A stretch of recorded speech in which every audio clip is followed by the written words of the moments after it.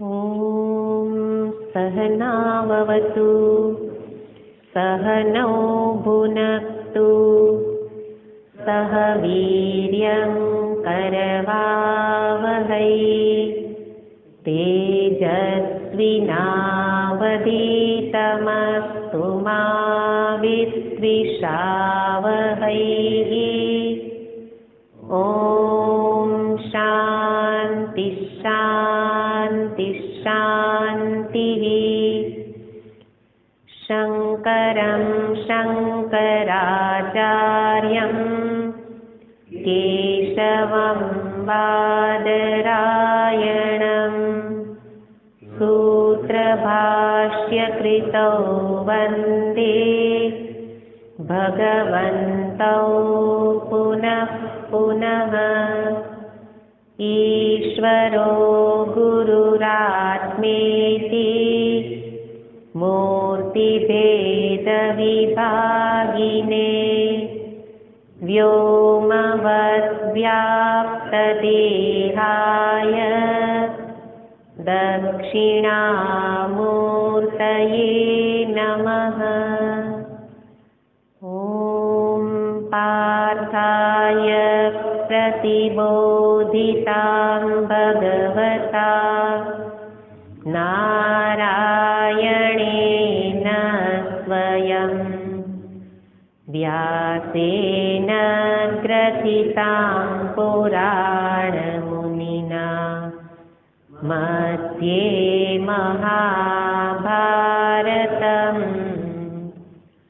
अद्वैतामृतवर्षिणीं भगवतीम् अष्टादशाध्यायिनीं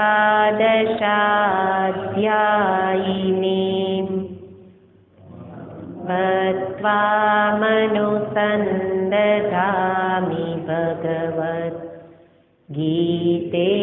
भवद्वेषिणीं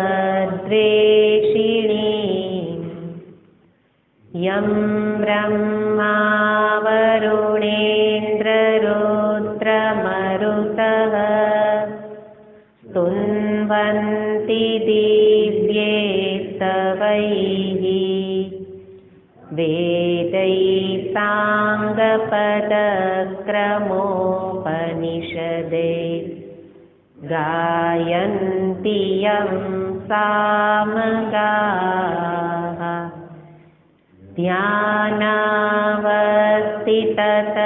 ध्यानावस्थिततद्गतेन मनसा पश्यन्ति यं योगिनो यस्यान्तन्न विदुःसुरासुरगणा देवाय तस्मै नमः।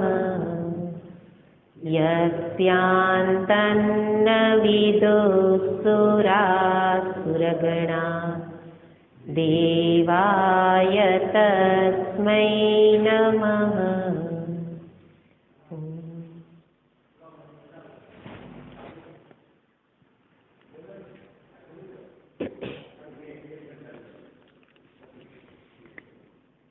पंदर અને 16 यस्मान्नो द्विजते लोको लोकान्नो द्विजते च यः हर्षामर्षभयोद्वेगै मुक्तो यः स च मे प्रियः अनपेक्षशुचिर्दक्ष उदासीनो गतव्यथः सर्वारम्भपरित्यागी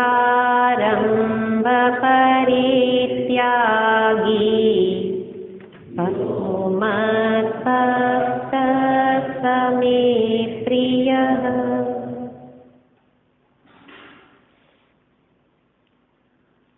भगवान જ્ઞાની પુરુષ કે જે પરમ ભક્ત પણ છે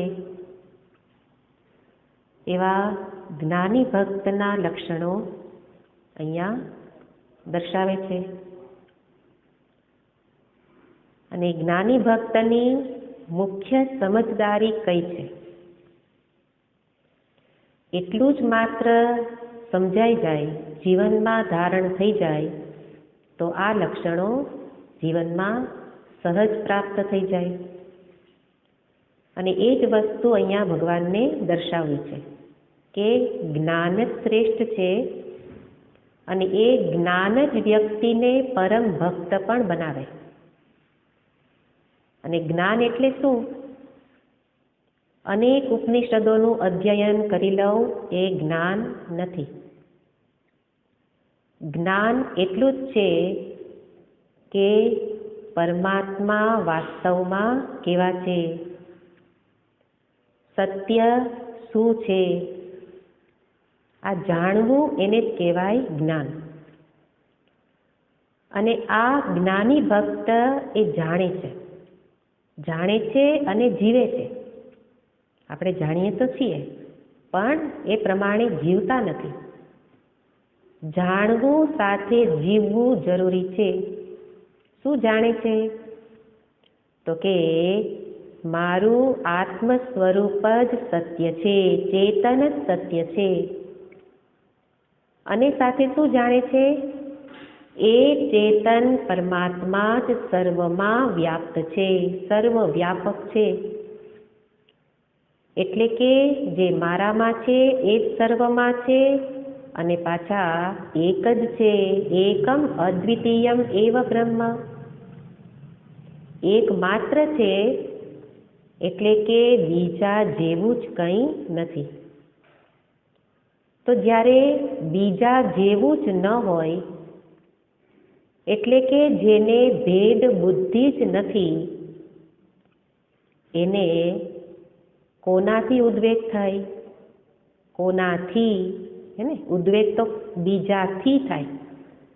પણ જેની દ્રષ્ટિમાં બીજો સત્ય નથી, હું જ સર્વત્ર છું એવો ભાવ હોય તો એને કોઈથી ઉદ્વેગ ન થાય. એ પાછા પરમાત્મા પૂર્ણ સ્વરૂપ છે એ પણ જાણે છે. એટલે પૂર્ણ એને જ કહેવાય જેમાં કંઈ ખૂટે નહીં. તો પૂર્ણ સ્વરૂપને જાણી લેવાથી સંતુષ્ટ પણ છે.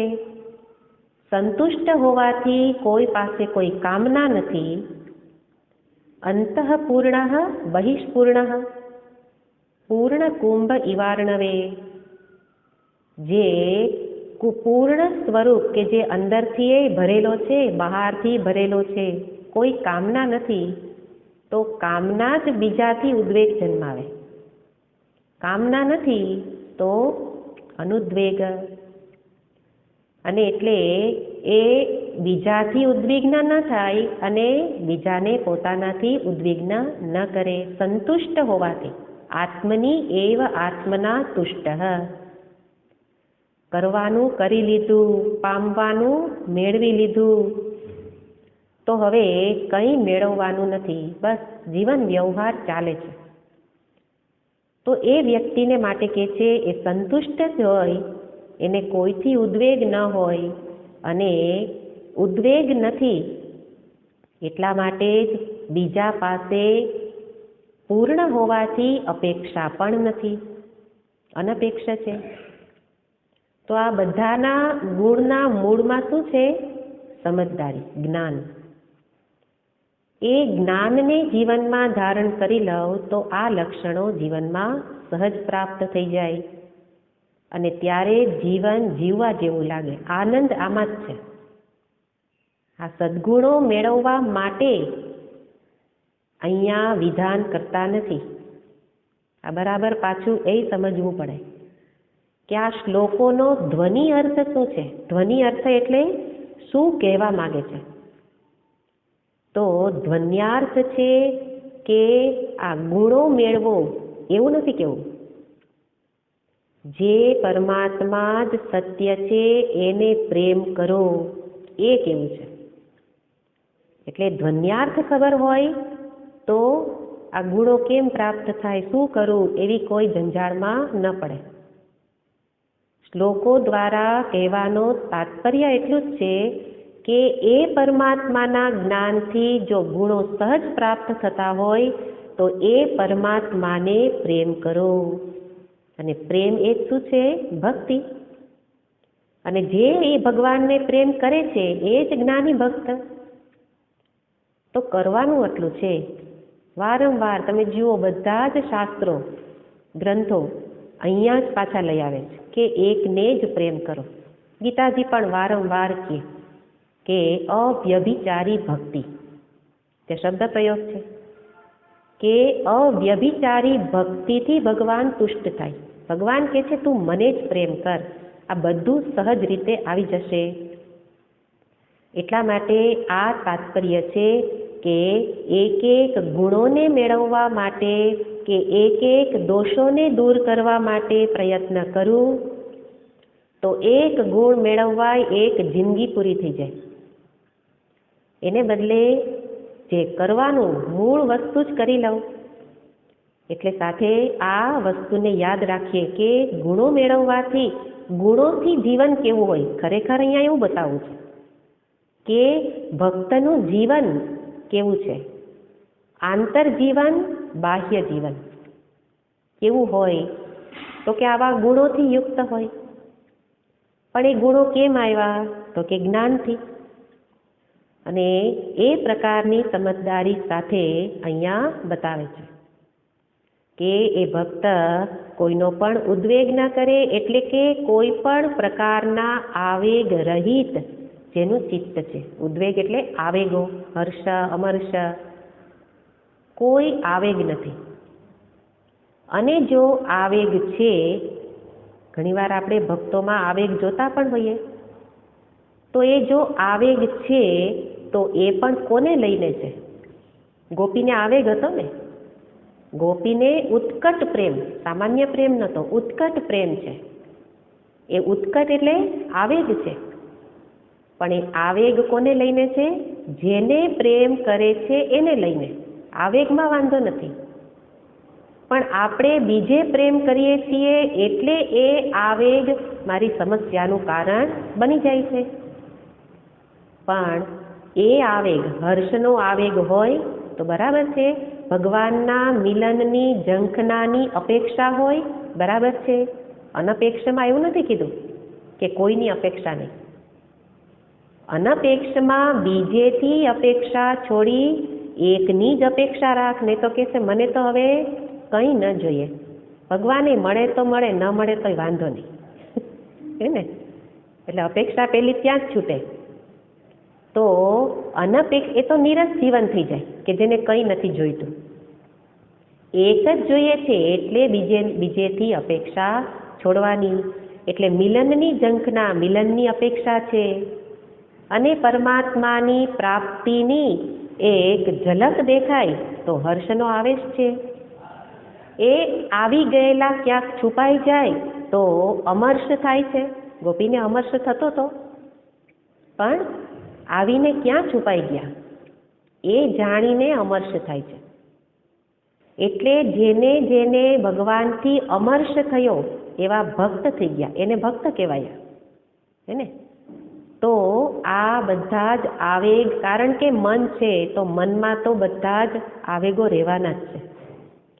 મનનો સ્વભાવ જ છે ચંચળતા. એટલે આવેશ આવશે, પણ આવેશ કોના માટે હોય? એકને લઈને, એક ભગવાન માટે. એ પ્રકારની સમજદારી સાથે આ ગુણોને જોવાના છે. તો ગયા વખતે જોયું કે ભક્ત કેવો છે? અનપેક્ષ. અનપેક્ષ એટલે જેને કોઈ અપેક્ષા. તો અપેક્ષા વિશે કેટલીક અપેક્ષાઓ આપણે જોયેલી હતી કે શરીર, ઇન્દ્રિય, મન, બુદ્ધિના સ્તરે તો શરીર ઇન્દ્રિયાદિની અપેક્ષા નથી. શરીરના આધારે કંઈ અન્ન ઇત્યાદિ જે મળે તે પ્રસાદ.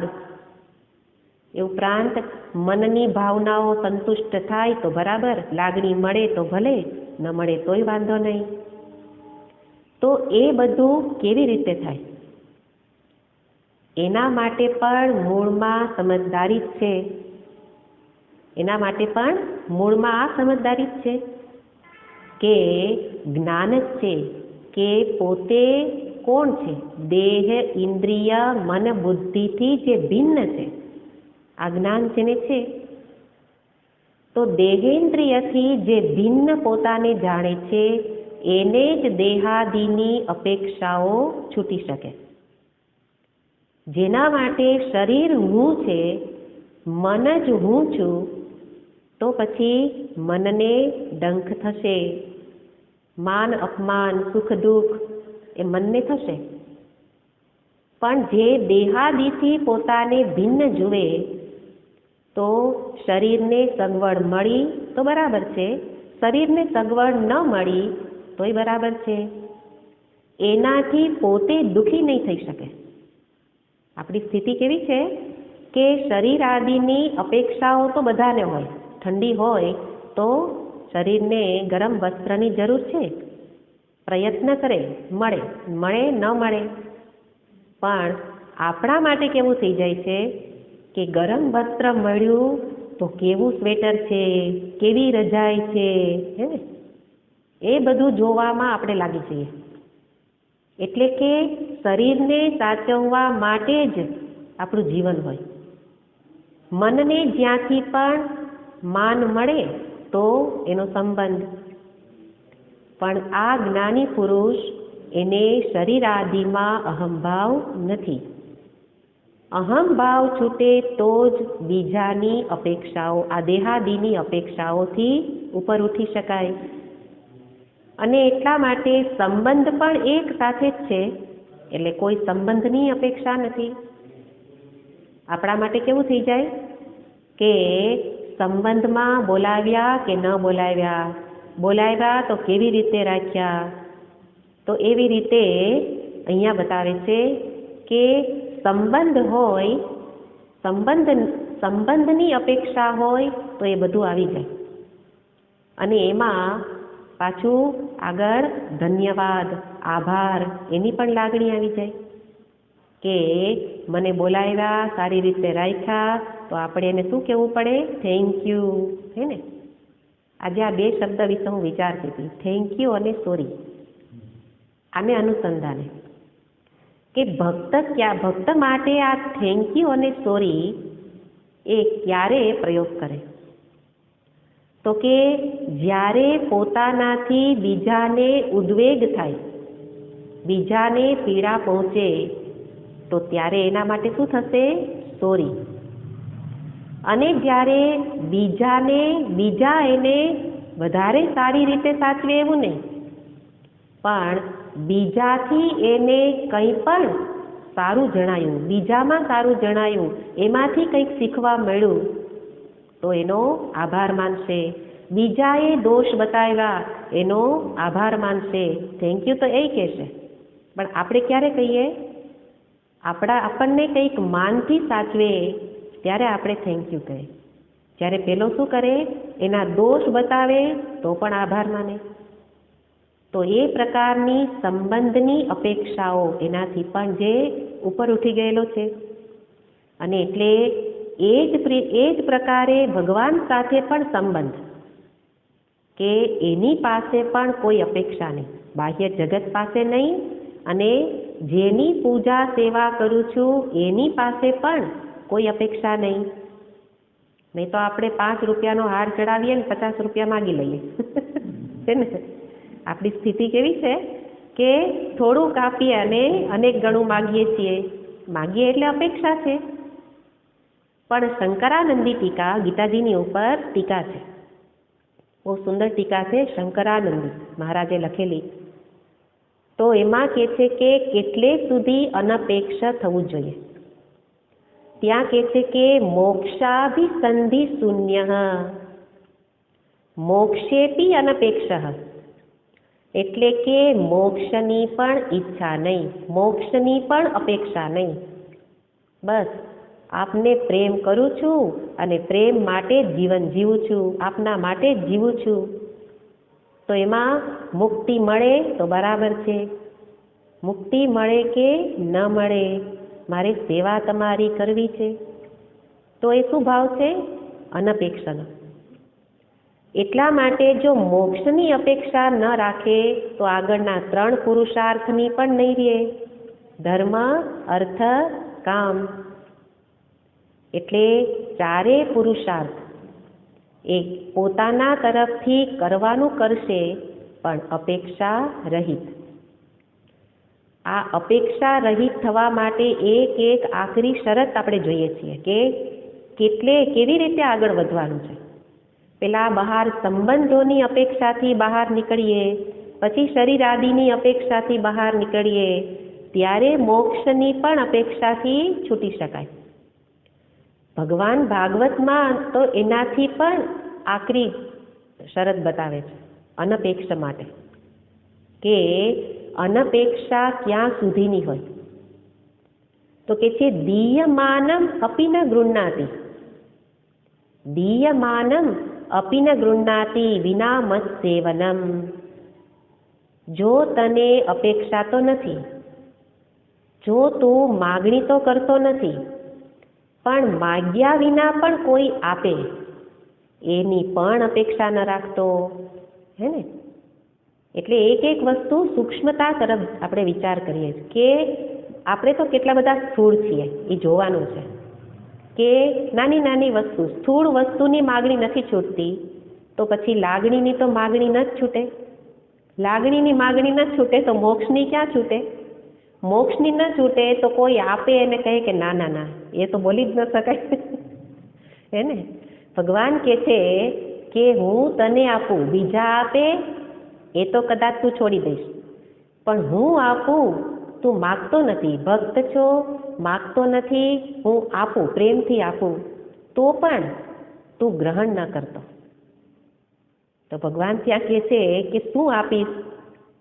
તો ભગવાન તો અંતિમ વસ્તુ બતાવે છે કે અને જે 5 પ્રકારની મુક્તિ જે કહ્યું ને, મોક્ષાભિસંધિ શૂન્ય, મોક્ષની ઈચ્છા પણ નહીં, તો ભગવાન ભક્તને 5 પ્રકારની મુક્તિ આપે છે, અંતિમ વસ્તુ આપે છે કે હું તારી ઉપર પ્રસન્ન થયો છું, એટલે હું તને આ સાલોક્ય મુક્તિ આપું.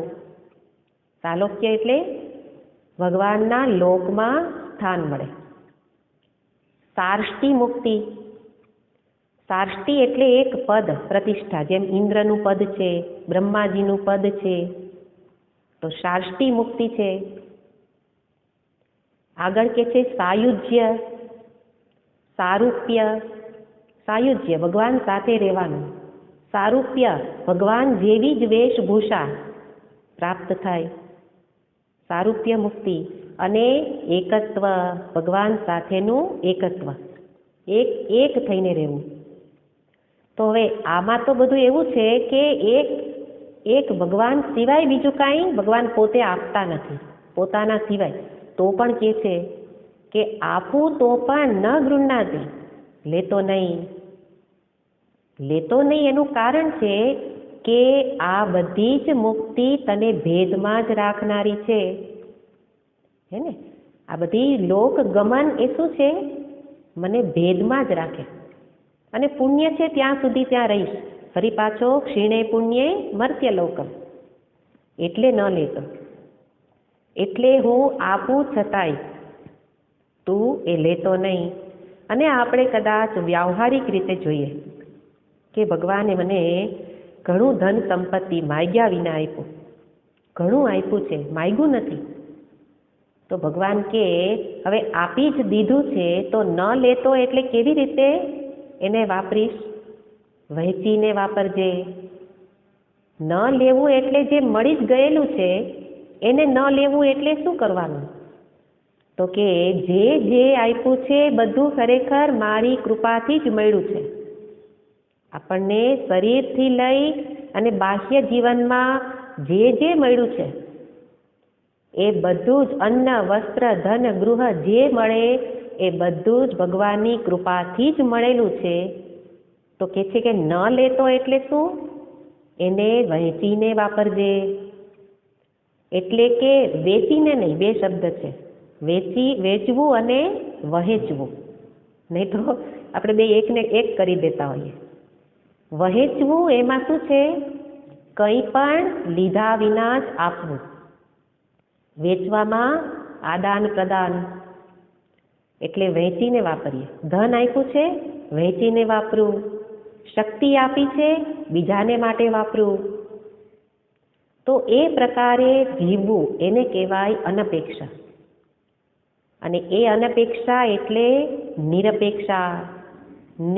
નૈરપેક્ષ્યમ પરમ પદમ. આટલું મહત્વ અનપેક્ષનું છે કે એક વખત અનપેક્ષા એટલે નિરપેક્ષતા જીવનમાં આવી જાય તો એ જ ઉત્કૃષ્ટ પરમ પદ જેવું સ્થાન છે. એટલા માટે અહીંયા ભગવાન અનપેક્ષ એ શબ્દ તો કહ્યો, પણ એનો આવા પ્રકારનો અર્થ છે, બહુ વિશાળ અર્થ છે. તો કરવાનું શું છે? આપણને સતત આજ્ઞા કરે છે, આમ કર. બહારની અપેક્ષાઓ છોડતા છોડતા છોડતા ભગવાન કહે છે મારી અપેક્ષા પણ છૂટી જશે, ત્યારે જ મારી સાથે અભેદની સિદ્ધિ. નહીં તો ભગવત પ્રાપ્તિની ઈચ્છા રહેશે ત્યાં સુધી પણ એકત્વ સિદ્ધ નહીં થાય. અહીંયા તો જ્ઞાનની વાત છે, એટલા માટે અભેદ સુધી પહોંચાડવા છે. અને એટલે બહારથી આંતર અર્થ કરતાં કરતાં આ બધી જ અપેક્ષાઓથી જ્યારે રહિત થાવ એને શું કહેવાય? અનપેક્ષ. અનપેક્ષ પછી બતાવે છે શુચિ દક્ષ. શુચિ માટે ભાષ્યકાર કહે છે બાહ્યેન આભ્યંતરેણ વા. શંકરાચાર્યજી મહારાજ એનો અર્થ બતાવતા કહે છે બાહ્યેન આભ્યંતરેણ એટલે શુચિ એક અર્થમાં સ્વચ્છતા કયો, પવિત્રતા. કેવી રીતે? માત્ર બહાર નહીં, અંદર બહાર બંનેની શુચિ. શુચિનો અર્થ ખાલી સ્વચ્છતા નથી, પણ સાથે પવિત્રતા. સ્વચ્છતા અને પવિત્રતા બંનેમાં ભેદ છે. સ્વચ્છતા એટલે શુદ્ધિ, કંઈ સાફ સફાઈ કરવું એને શું કહેવાય? સ્વચ્છતા. જેમ કે સ્નાન કરીએ તો શરીર કેવું થયું? સ્વચ્છ થયું. પણ એ પવિત્ર ન કહેવાય. આપણે બધા હવે સ્વચ્છતાના આગ્રહી ધીરે ધીરે થતા જઈએ. તો ઘર સ્વચ્છ હોવું જોઈએ, એના માટે તો આખો દિવસ કાઢી નાખીએ, ટાઈમ ન મળે. કેમ? ઘર તો સ્વચ્છ રાખવું પડે. પણ અહીંયા તો કે છે શુચિ સાથે પવિત્ર હોવું જોઈએ. માત્ર એટલે પવિત્ર હશે ને અશુદ્ધિ હશે એવું નહીં, બંને જરૂરી છે. પવિત્ર જેમ કે શરીરને સ્નાન કરાવ્યું એનાથી શરીર શુદ્ધ થયું. એ જ શરીર ઉપર ગંગા જળથી છંટકાવ કરું તો એ ગંગા જળથી શરીર પવિત્ર થયું. એટલા માટે ગંગાજી એ જળ છે. મારા પાણી, ડોલના પાણીમાંય જળ છે, પણ બંને જળમાં ભેદ છે. ગંગાજી એ પવિત્ર જળ છે. સાયન્સને અધીન તમે કદાચ સિદ્ધ ન કરી શકો, પણ અનુભવથી જાણી શકો કે ગંગાજી એટલા પવિત્ર છે કે શંકરાચાર્યજી મહારાજે એના ઉપર સ્તોત્ર લખ્યું. બીજી કોઈ નદીઓ, હા નર્મદાજીનું નર્મદાષ્ટકમ છે, પણ શંકરાચાર્યજી મહારાજે ગંગા સ્તોત્ર રચના કરી. તપોવનજી મહારાજ પરમ ગુરુ છે, એમણે પણ સ્તુતિ લખેલી છે. એટલે ગંગાજી ઉપર તો કેટલી બધી સ્તુતિઓ છે. એ જ બતાવે છે કે ગંગા જળનું કેટલું મહત્વ છે. તો શું કરે છે? ગંગાજી પવિત્ર કરે. તો અહીંયા બતાવે છે અંદર બહારની પવિત્રતા. માત્ર સ્વચ્છતા, અહીંયા તો સ્વચ્છતા અર્થ ગૌણ અર્થ છે, મુખ્ય અર્થ તો પવિત્રતા છે. કારણ કે પવિત્ર અંતઃકરણથી જ પવિત્રતા જ પરમાત્માને પ્રસન્ન કરી શકે. શુદ્ધિથી તો ભગવાન પ્રસન્ન નથી થતા, એકલી શુદ્ધિ, પણ પવિત્રતા મુખ્ય છે. એટલા માટે પવિત્ર થવા માટે શું કરવાનું? પવિત્ર, અહીંયા બે અર્થ થશે શુચિનો. એક પવિત્રતા અને બીજું પવિત્ર નામ થઈ જશે પવિત્ર. તો પેલા આપણે અર્થ જોઈએ. પવિત્રતા એટલે પવિત્ર કરનાર. પવિત્રતા એટલે કે જે મને બહારથી અંદરથી શુદ્ધ કરે. અહીંયા ભાષ્યકાર બતાવે છે કે પવિત્રતા એટલે શું? તો કે મલની નિવૃત્તિ, જેમાં મલ દૂર થાય એને શું કહેવાય? પવિત્રતા, શુદ્ધિ. તો મુખ્ય મલ ક્યાં છે? તો કે અંતરના મલ છે. કામ, ક્રોધ, લોભ, મોહ, ઈર્ષા, રાગ, દ્વેષ, આ બધા જ અંતરના મળ છે. નિષ્ઠુરતા, કઠોરતા, તો એ બધા જ મળ જ્યારે દૂર થાય ત્યારે એને શું કહેવાય? આંતર પવિત્ર. અંતર પવિત્ર થયું. અને અંતર પવિત્ર, અંતરમાં મળ હોય, અપવિત્રતા, ત્યાં સુધી શાંતિ ન મળે. જેમ કે પેટમાં કંઈ પણ ગંદકી હોય ત્યાં સુધી શાંતિ ન મળે, એમાંથી રોગ જન્મે. એવી જ રીતે અંતઃકરણ પણ અપવિત્ર હોય, ગંદુ હોય, તો એમાંથી પણ રોગ જન્મે. અને એ જ રોગ મનના રોગ છે. પણ આપણે એને રોગ રૂપે લેતા નથી. એક વખત એને રોગ રૂપે સ્વીકાર થઈ જાય તો દવા થાય. સત્સંગ શું કરે છે? માનસિક રોગની દવા છે આ, હે ને? કામ, ક્રોધાદિ શું છે? ગંદકી.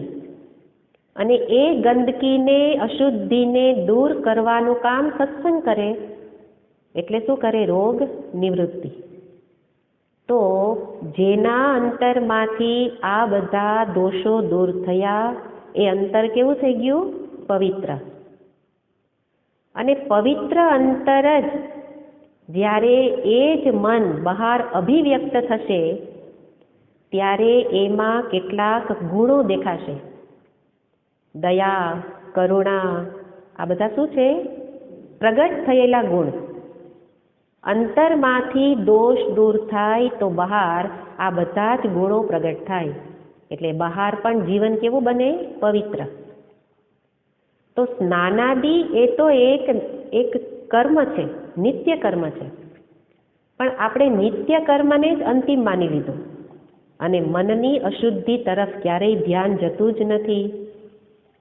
એટલા માટે બહારના જે દોષ છે, છળ, કપટ, દગો કરવો, એ બધા બહારના દોષ છે.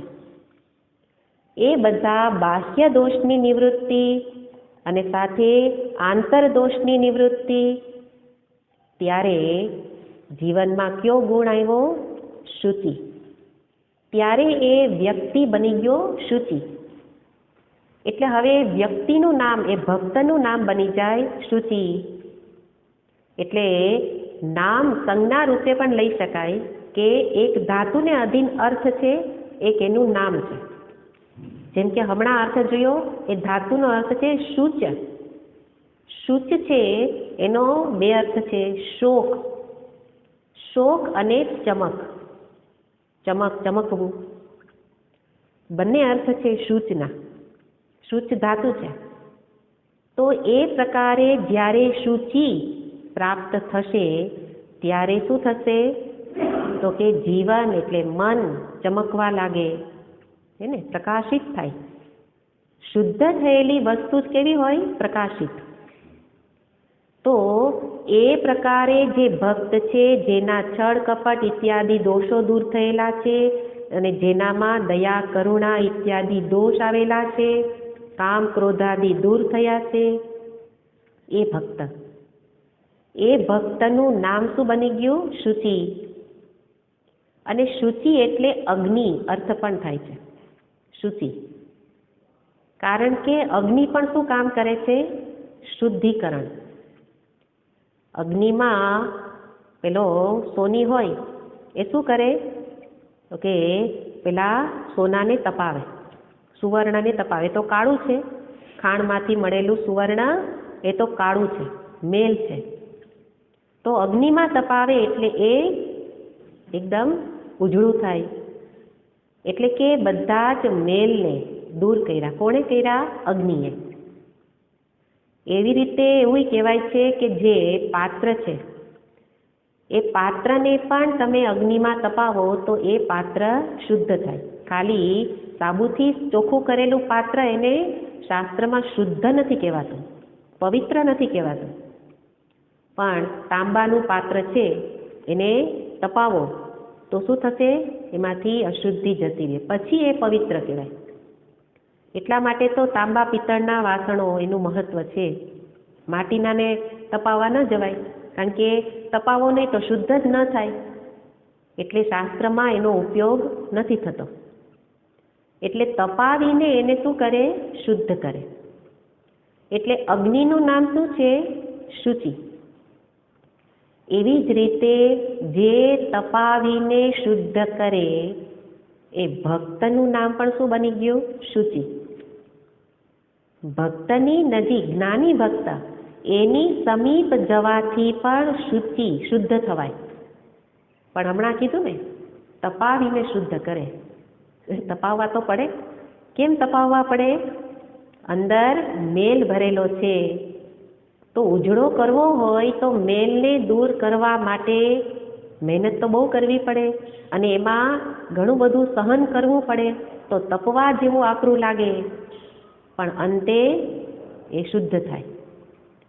તો ભક્તની સમીપ જવાથી બીજી વ્યક્તિ પણ શુદ્ધ થાય. અગ્નિ શુચિ, શુદ્ધ છે, એની સમીપ જાય એ શુદ્ધ થાય. એમ ભક્તની સમીપ જાઓ તો પણ શુદ્ધિ. અને ભક્ત પાસે તો એક જ દવા છે શુદ્ધિકરણની, ભગવત નામ. અપવિત્ર પવિત્રો વા સર્વાવસ્થાંગતો પીવા યસ્મરેત પુંડરીકાક્ષમ. આ પુંડરીકાક્ષને સ્મરણ એ જ પવિત્ર કરનાર. તો ભક્ત પણ શું બની જાય છે? એ શુચિ, એનું નામ છે. એટલે કે શુદ્ધ કરનાર. એવી રીતે ભક્તિને અધીન આ અર્થ થશે કે ભગવત સ્મરણ કરવાથી અંતર શુદ્ધ થાય તો બાહ્ય અભિવ્યક્તિ પણ શુદ્ધ થાય. અને સાથે જ્ઞાની ભક્ત છે એટલે જ્ઞાનને અધીન પણ અર્થ લેવો પડે. કે જ્ઞાનને અધીન અર્થ અહીંયા બતાવે છે, કર્મસુ અસંગઃ શુચિ.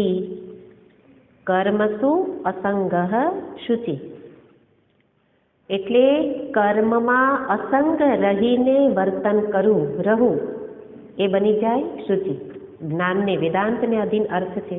ભક્તને અધીન અર્થ જોયો કે જેમાં ભગવત સ્મરણથી શું થાય? શુચિ. પણ જ્ઞાનને અધીન અર્થ છે કર્મમાં. કર્મ તો કરવાના જ છીએ, તો કર્મ કેવી રીતે કરવું? અસંગ રહીને. એટલે કે કર્તા ભોગતા ભાવ રહિત થઈને કર્મ કરું ત્યારે શું થશે? શુચિતા. ત્યારે શુદ્ધ થાય.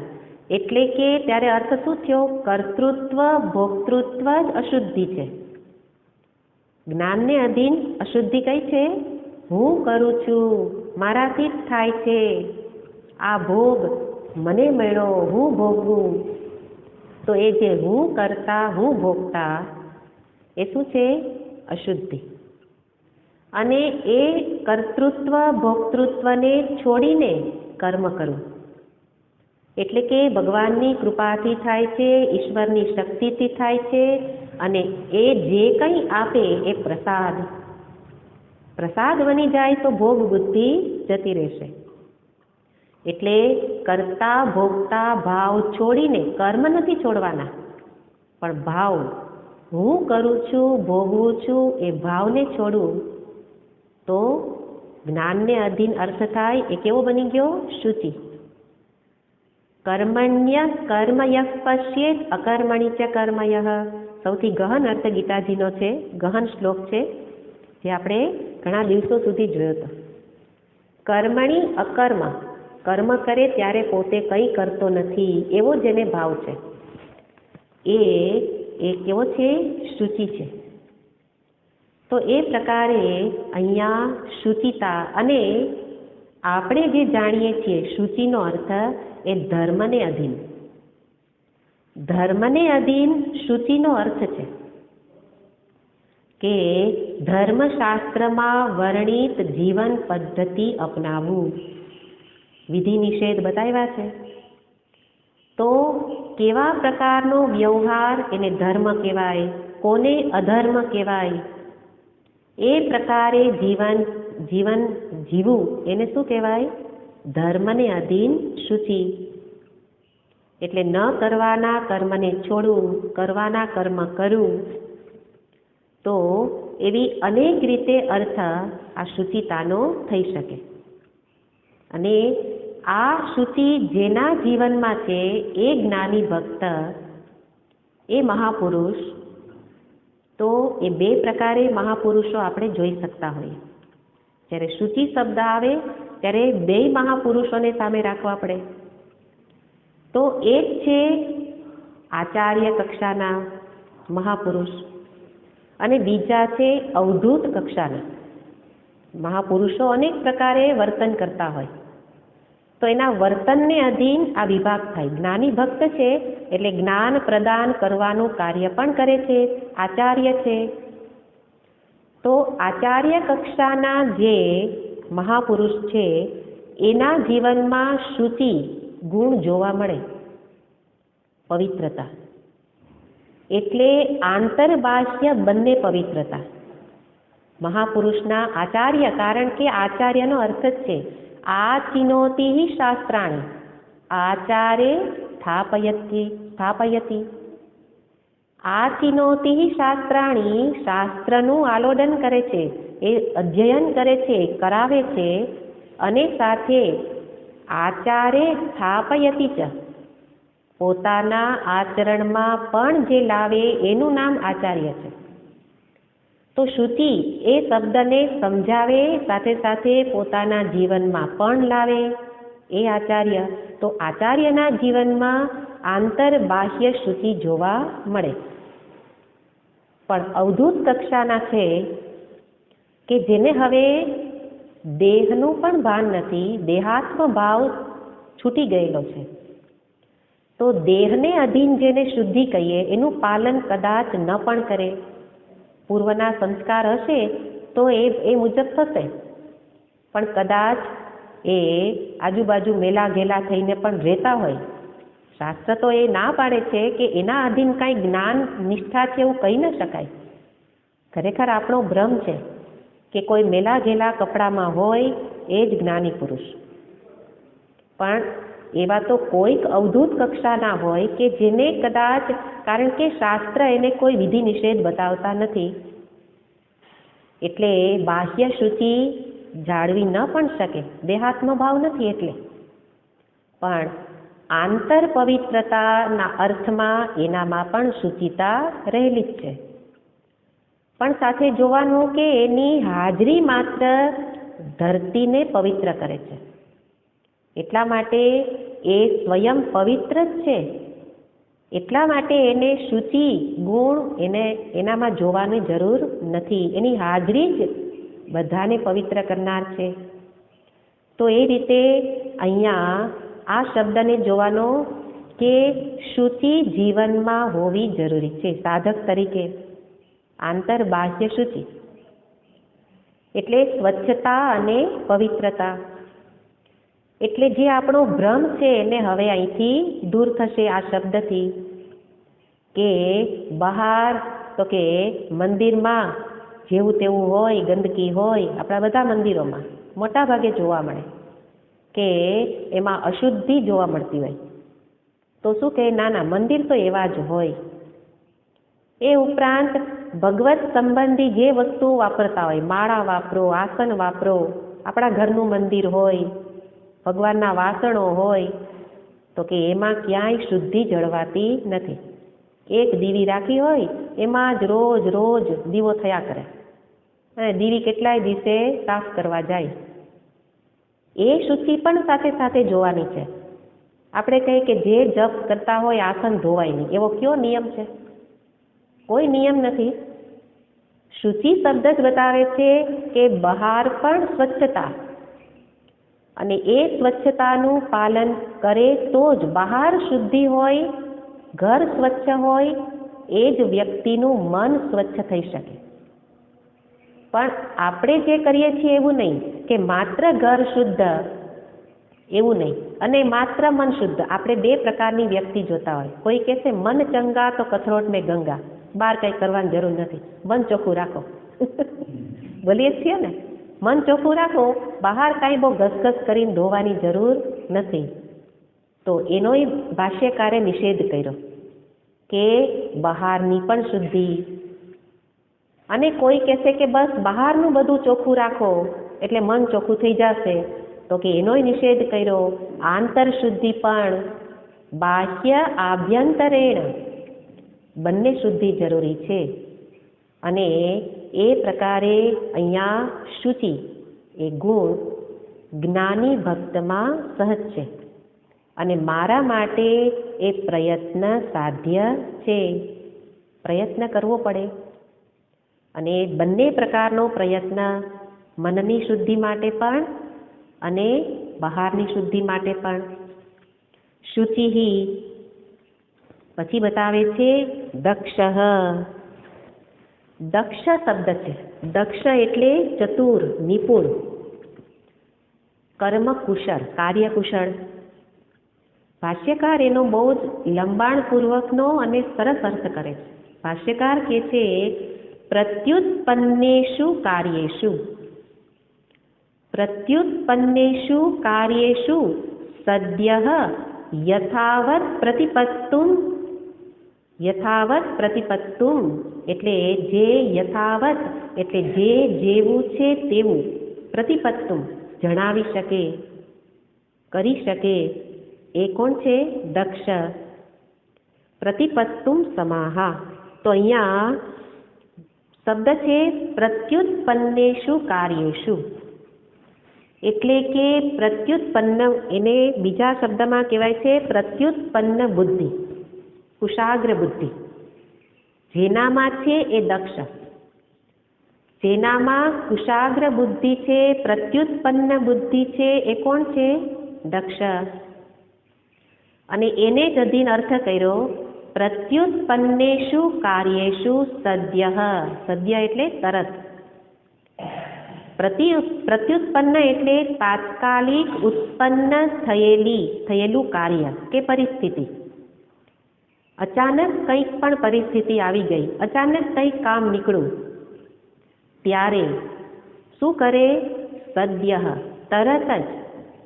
યથાવત પ્રતિપત્તુમ જે જેવું છે એવું જ કરી શકવાને, જણાવી શકવાને સમર્થ છે. એને શું કહેવાય? દક્ષ. તો દક્ષનો અર્થ ચતુર, હોશિયાર. આપણા શબ્દમાં હોશિયાર. એટલે આ શબ્દ દ્વારા ભગવાન પોતે બતાવે છે કે ભક્ત ભલે ભલો ભોળો હોય પણ બુદ્ધુ ન હોય. હે ને? આપણે તો શું કહીએ? ભલો ભોળો બુદ્ધુ બિચારો ભગત છે. આ ભગત શબ્દ વાપરીએ એટલે શું કહીએ? બુદ્ધુ ન હોય, એ ભક્ત નથી. બુદ્ધિનો પૂરેપૂરો ઉપયોગ કર્યો એટલે તો જ્ઞાન પ્રાપ્ત થયેલું છે, જ્ઞાની ભક્ત છે. તો બુદ્ધિનો શ્રેષ્ઠ ઉપયોગ કરીને જ્ઞાન પ્રાપ્ત કર્યું, એ જ્ઞાની ભક્ત દક્ષ જ હોય. એટલે અચાનક પ્રાપ્ત થયેલી પરિસ્થિતિમાં જે પોતાની કુશાગ્ર બુદ્ધિથી નિર્ણય કરી શકે, નિર્ણય શક્તિ. આપણા માટે નિર્ણય શક્તિ કેવી? કોઈ પર આધારિત, કોઈ નિર્ણય કરી દે. આની પહેલા અર્થ જોયો તો અપેક્ષામાં, કે બુદ્ધિને અધીન આધારિત હોય, તમે કયો એમ કરું. એટલે વિચાર કરવો ન ગમે, કોઈ કહે તો બધું કરી દઈએ. પણ આ ભક્ત કેવો છે? ચતુર, હોશિયાર છે. પણ હોશિયારી ક્યાં જરૂર છે એ ભગવાન અહીંયા બતાવે છે. આપણા માટે હોશિયારી બાહ્ય જગતમાં કોણ હોશિયાર?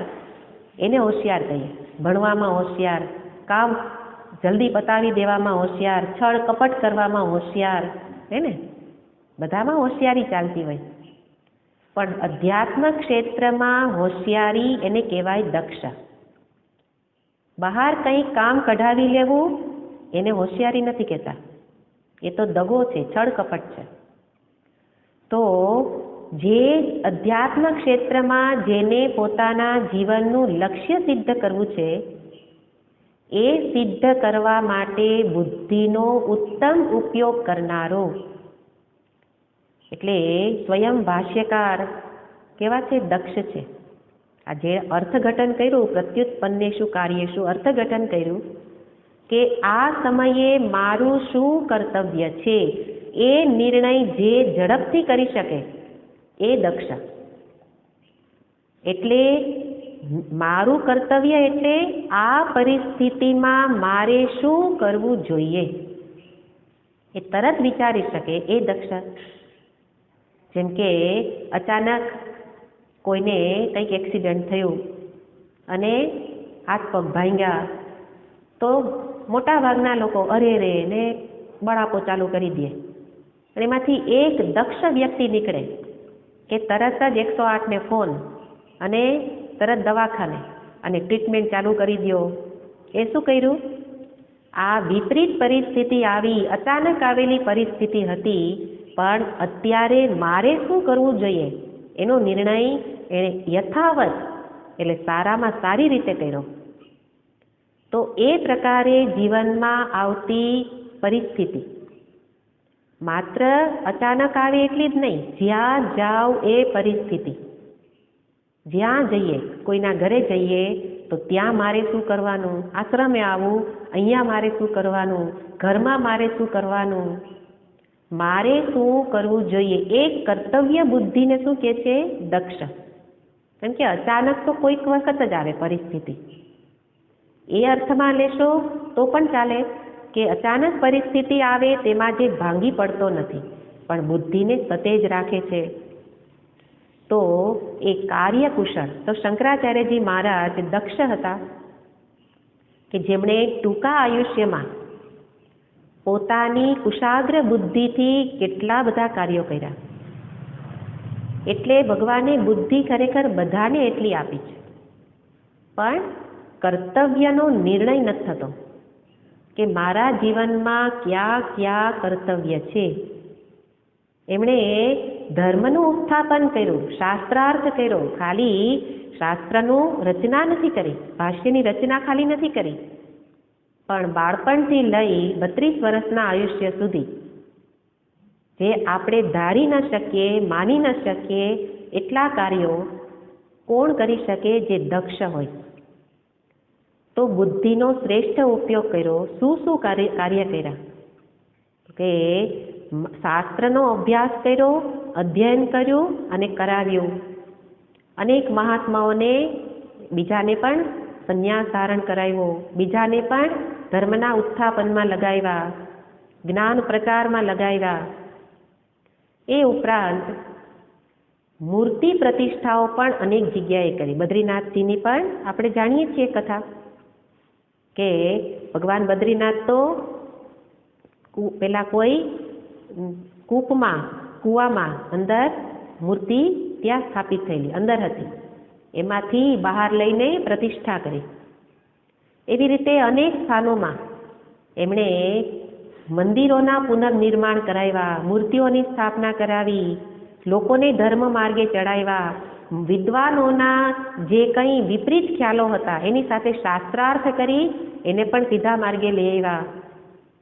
તો એ બધા જ કર્મ તમે જુઓ તો એની પાછળ દક્ષ એટલે ચતુરાઈ છે કે મારે શું કરવાનું છે, કેવી રીતે કરવાનું છે અને કેટલા સમયમાં કરવાનું છે, એ બધું જ આયોજન સાથે. એટલા માટે આ જ્ઞાન છે એ ખાલી મને પોથી પંડિત નથી બનાવતો. આ જ્ઞાન, આ વિદ્યા જેના જીવનમાં આવે એના જીવનમાં સહજ ગુણ આવી જાય. વ્યવસ્થાપક, સારામાં સારો વ્યવસ્થાપક જ્ઞાની હોય કે જે પોતાની કુશાગ્ર બુદ્ધિથી બધી જ વ્યવસ્થાને સંભાળી શકે, છતાં પણ અલિપ્ત અસંગ રહી શકે. આગળ કહ્યું હતું ને, કર્મ શું અસંગ, તો કર્મમાં અસંગ રહી અને એક વ્યવસ્થાનું કાર્ય સંભાળી શકે એ કોણ છે? દક્ષ. પ્રત્યુત્પન્ન બુદ્ધિ એટલે તાત્કાલિક આવી પડેલી પરિસ્થિતિમાં નિર્ણય લેવાની શક્તિ. તો એ રીતે અહીંયા બતાવે છે પ્રત્યુત્પન્ન બુદ્ધિ. અને એમાં પણ બધાને અધીન અર્થ થશે કે યોગને અધીન અર્થ કરીએ તો એમાં પણ પ્રત્યુત્પન્ન બુદ્ધિ જોઈએ, બધામાં દક્ષતા જોઈએ. વિદ્યા મેળવવી છે, કુશાગ્ર બુદ્ધિ વિના સમજી પણ નહીં શકાય અને સૂક્ષ્મ વસ્તુને જીવનમાં જોઈ પણ નહીં શકાય. એટલા માટે વિદ્યા જ્ઞાન પ્રાપ્તિ માટે હું સજાગ રહું. કુશાગ્ર બુદ્ધિ એટલે શું? દરેક પરિસ્થિતિમાં સાવધાની, સજાગતા. કે ને સજાગતા એ જ સાધના છે. આપણે પૂજા કરતા હોઈએ તો હું શું કહું છું કે પૂજા ભગવાન માટે નથી કરવાની, પૂજા આપણી સજાગતા માટે કરવાની છે. અને એટલે એ સજાગતા મને વ્યવહાર કાળે પણ સજાગ બનાવે, કારણ કે સજાગતા એ જ દક્ષતા છે. આપણે બેભાન અવસ્થામાં જ આખો દિવસ કામ કરીએ યાંત્રિકતાથી, પણ આ વિદ્યા શું કરે? મને સભાન બનાવે, ભાનમાં રાખે, બુદ્ધિને તેજસ્વી બનાવે. તો જે જ્ઞાન પ્રાપ્ત કરે છે એના માટે દક્ષતા એટલે જરૂરી છે કે કર્મ વખતે સજાગતા, કે કર્તૃત્વ અંતરમાં આવી જાય નહીં. આગળ કહ્યું હમણાં સૂચિતામાં, કર્તૃત્વ ભોક્તૃત્વ ભાવથી રહિત થવા માટે સભાનતા એ જ દક્ષતા છે. ભક્તના જીવનમાં જરૂરી છે કે વ્યવહાર કાળે બેભાન ન થઈ જાઓ, ભગવત સ્મરણ માટે સભાનતા. દક્ષ એટલે સભાન છે, એટલે બુદ્ધિને સતત ભગવાન સાથે જોડી રાખવી એ દક્ષ. યોગ છે, યોગમાં તો બહુ જ જરૂરી છે એકાગ્રતા. એકાગ્રતા વિના તો એક પણ આસન પણ ન થઈ શકે. તો અષ્ટાંગ યોગ માટે તો દક્ષતા જરૂરી જ છે. એટલા માટે અને ધર્મ કર્મ કરો, તો કે ધર્મ કર્મ તો ધર્મ એને જ કહેવાય કે જેમાં નિયમ પાલન થતું હોય. નિયમ પાલન એટલે જેમ એક પૂજા કર્મ આપણે કરીએ, પૂજામાં નિયમ બતાવ્યા હોય, આચમનીને કેવી રીતે રાખવાની, જળ ક્યાં મૂકવાનું, પુષ્પ કેમ ચડાવવાનું, આ ધર્મ કર્મમાં નિયમ છે. આપણે આપણા મનગણન કરીએ છીએ એટલે ગમે એમ કરી દેતા હોય, પણ વૈદિક કર્મમાં બધા જ નિયમ છે, એને જ ધર્મ કહે છે. તો એ નિયમ પાલનમાં જે વ્યક્તિ સભાન છે એ દક્ષ. અનેક રીતે આ અર્થ જ્ઞાની ભક્તમાં તો આ બધું જ છે, અને એનું મૂળ છે બુદ્ધિની કુશાગ્રતા. એટલે બુદ્ધિની કુશાગ્રતા છે, એટલા માટે સવારથી રાત સુધી જે જે વ્યવહાર કરે એમાં એ સભાન છે. પોતે નિયમ બનાવ્યા છે, નિયમ પાલનમાં સજાગ છે, શિષ્ટાચારમાં સભાન છે, અને સાથે અધ્યયન કરવું કરાવવું એમાંય સભાન છે, ભગવત સ્મરણ માટે સભાન છે. અને મુખ્ય સભાનતા સંસારમાં બુદ્ધિ અટવાઈ ન જાય એના માટે સભાન છે. એ મુખ્ય સભાનતા છે. નહીં તો બધુંય કરીએ છીએ પણ બુદ્ધિ પાછી સંસારની વિચારમાં ચિંતનમાં ચડી જાય. તો સભાનતા માટે અહીંયા આ દક્ષ શબ્દ છે. અને દક્ષ પછી બતાવતા કે છે ઉદાસીન. આ વ્યક્તિ કેવો છે? ઉદાસીન. ઉત આસીન, ઉપર ઉઠીને બેઠો છે. ઉદાસીન એટલે ઉત આસીન, જેનું આસન ક્યાં છે? બધાયથી ઉપર. બે વ્યક્તિ બાજુ બાજુમાં બેઠી હોય તો બે એકબીજાનો વિચાર ચર્ચા કરે, પણ જે એનાથી ઉપર બેઠો છે, એકલો બેઠો છે, એને કોની ચર્ચા? ઉદાસીન.